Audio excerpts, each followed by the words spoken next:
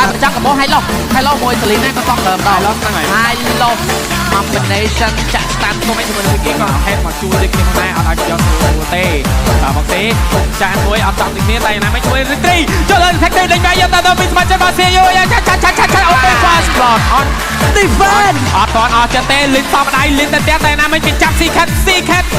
តាមដៃចឹង Oh my god យ៉ាការពួកនេះគឺចូលមកណាមួយលីនតាមទៅបាយពេកចូលរីត្រីពី Detective តែយ៉ាបាយទៅលើលីនទៅដែរលេងបាយតទៀតតែបងស៊ីកាហ្វជាមួយនឹង OP សោះជាមួយនឹង Flicker តែណាមិនមានការ solo ភាពពីវិគីលេងបាយខ្វាយមួយពីការដល់តំភាពចូលលើលីនដៃ Tech បងស៊ីគឺ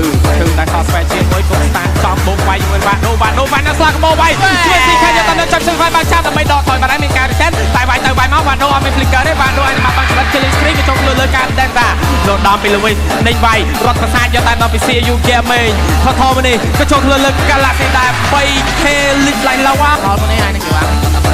បានចូលបងស្តានចោលជាមួយនឹងបងស៊ីវាយបងស៊ីយកតាមដល់ជាមួយការទៅចុចបាយចិត្តតាមមិនតាមទេជាមួយនឹងគេក៏ចូលលើវិគីដែរហើយការចុះវគ្គនេះសម្រាប់បងស្តានបាយយ៉ាងណាមិនជួយស៊ីការកំបាំង Ultimate Fight Detective ក្រៅទៅជួយសៀលផ្លែវគ្នាមួយទៅមានពីប្លុកនេះតែបងស៊ីលោតបាយលោតមកពីការតែក៏ fail ដូចគ្នាប៉ុន្តែណាមិនជាមួយនឹងស៊ីអាចនឹងវាយវិញឬមួយយ៉ាងណាតែការចាញ់គោលដល់ទៅច្រើនស្មាត់ពេលកំបោលទេគោលត្រឹមតែ6នាទីតាមនោះគឺកំបាំងវាយយកតែមែនទេបាទតែយើងនិយាយពីដំបូងហ្នឹងណា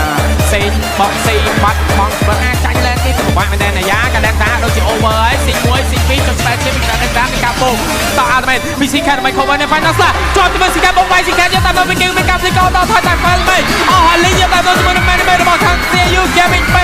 1 last man standing សតបាននោះមើលតាមដល់ជាមួយនឹង vibe អត់ត្រេបខកគ្នាទៅជាចេញតែ